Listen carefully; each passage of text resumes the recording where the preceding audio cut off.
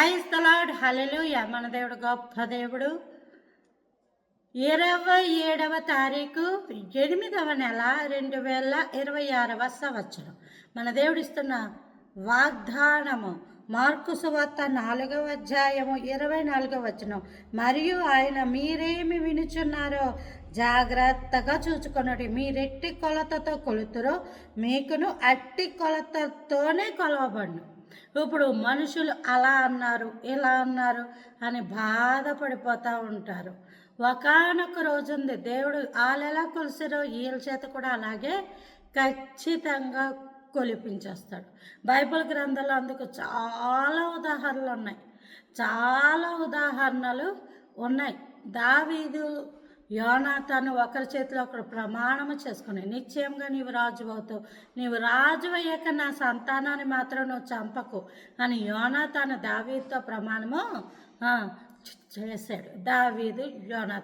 దావీదు తర్వాత కాలంలో మహారాజు అయ్యాక కూడా ఆ ప్రమాణమును జ్ఞాపకం ఉంచుకొని, ఆ నిబంధనను జ్ఞాపకం ఉంచుకొని యోనాతాను వంశంలో ఉన్న మెఫీబోషెతును పిలిచి భోజనపు బల్ల యొద్ద కూర్చోబెట్టుకుని అనుదినము ఆహారం పెట్టినటువంటి గొప్ప దేవుడు.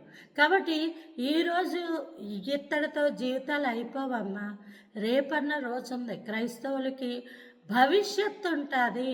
నీ గతం ఎటువంటిదైనా కావచ్చు, నేడే రక్షణాదినం, ఇదే అనుకూల సమయం.